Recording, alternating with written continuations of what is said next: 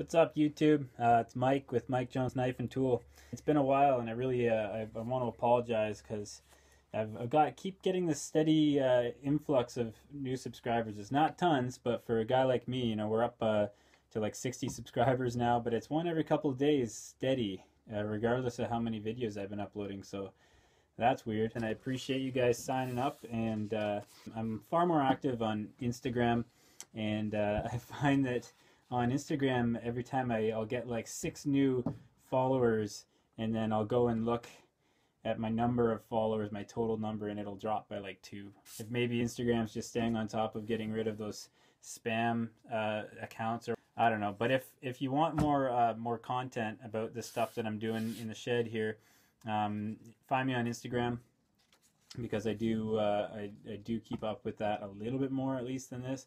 And also, if you're not into Instagram, you can find me on Facebook too. Found a little bit of time this evening to come in the shed and work on some stuff. I've got a lot of stuff ordered that people are waiting for. I really appreciate that you guys are sticking with me and waiting on that stuff. So this is a new little shape. See if I can get you guys a little shot here. It's just going to be like a small sort of everyday carry kind of bush knife, hunting knife, camping knife, whatever you want to call it. So I figured I'd make it out of one of these bars, 1/4 inch high carbon steel.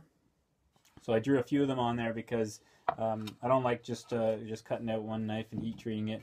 For one thing, if something screws up in heat treating, then it's nice to have another backup.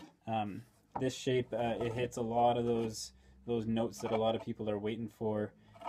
So I'm going to make a couple of these are going to turn into knives that guys are waiting on. Other things are the bush fuckers. I am working on them. There's one that is done, and there are photos of it on Instagram and Facebook. But here's another one. Just needs a hand sand and then a sheath, and touching up on the blade and the little finishing touches. Here's another one. It's just about to start hand sanding that one when I came out to the shed, so I'll get on that. Here's a third, or a fourth, I guess, if you count the one that's done. This guy I glued up the other day. The clamps can come off of that now. He's ready to rock. If you follow me on any other social media, you'll know that I had a few of them that warped slightly. This is one of the straight ones. When you take a chunk of steel from thousands of degrees and dunk it and take it down to near zero, 5-10 degrees, almost instantly. It's a lot of stress to put on metal. The one there that you see on the end is really bad. I don't know what's going to happen with that one, but the other 3 aren't too bad, and I've offered them at a discounted rate, and since I've done that, 2 of them are spoken for. So if you're waiting for one of these, I'm on it. I'm working on it. Every spare moment I get, I'm out here in the shed working on these things. So stick with me. They are coming, and if you like what you see, there will be more to come. Oh, one other exciting piece of news. Check this out. Husqvarna 288 XP with a 30-inch bar and a big bad chain. I am super pumped to take this thing out into the bush and scare some trees down. I got a little guy, it's an old 141 that's just a 16-inch chain or a 16-inch bar, and it's not really meant for some of the work that we are making it do. I really like that little saw. It's great for humping around the bush if you need to go hiking anywhere. It's awesome to carry that little guy around. It's super mobile, but if any big stuff that's not far from a truck now, or firewood too, any large volume sawing will definitely be that one, because that's what it's built for. It's a workhorse. What else is new? That's it. Thanks for tuning in. Thanks for sticking around, and more videos coming up in the future. Surprise! You thought I was done, but check it out. I just finished sanding these guys up, these handles finished, and I thought I'd show them to you.